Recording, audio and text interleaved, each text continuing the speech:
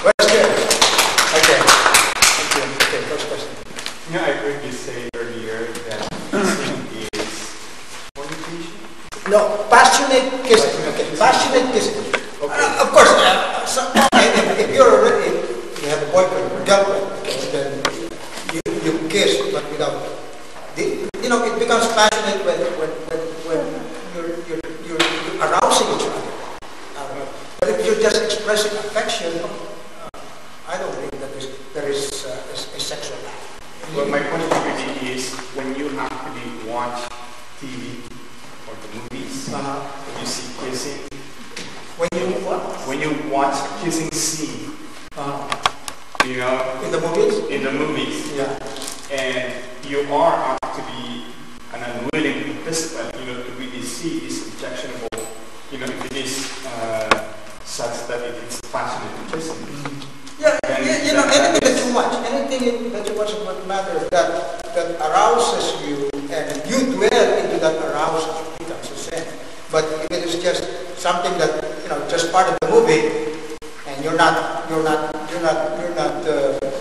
in it in a way that you fantasize about it, I don't think you're sinning at all. But if you watch X-rated movies, I think in the first place you should avoid watching X-rated movies. But just watching a passionate kissing on a movie, probably you wouldn't have much to do about it. I don't think so. Unless you start dwelling on it. And if you are affected by it, by all means, you should avoid watching movies. If you are affected by it, you see, you have to stay away from it. And there's even an advice here that I read.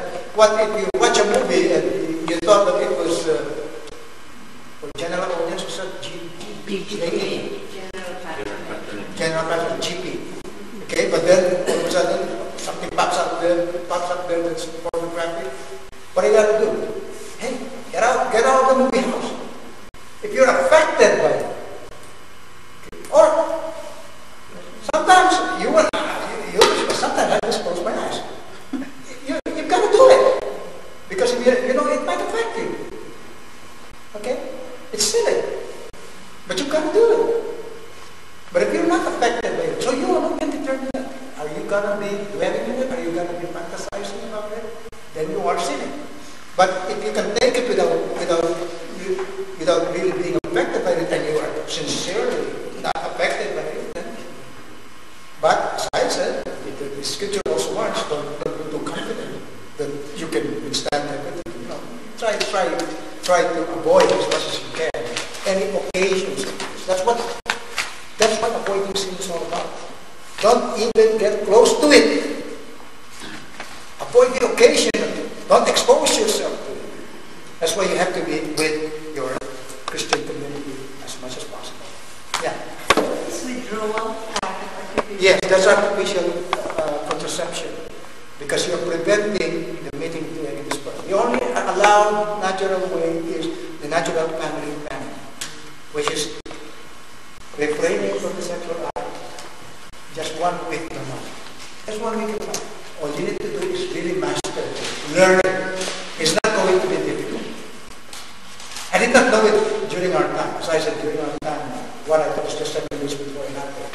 We have to do it that way. Because of this, again, all boys come to the sacredness of the human body. Yes.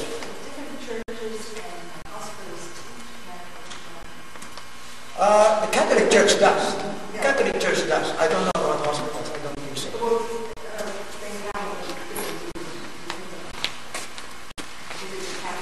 Oh yeah, maybe. Some Catholic hospitals might be. I don't know. Are there nurses here? Do you know? Are you aware of that? Yeah. After the general meeting. Yeah. Okay. All right. Good night, brother.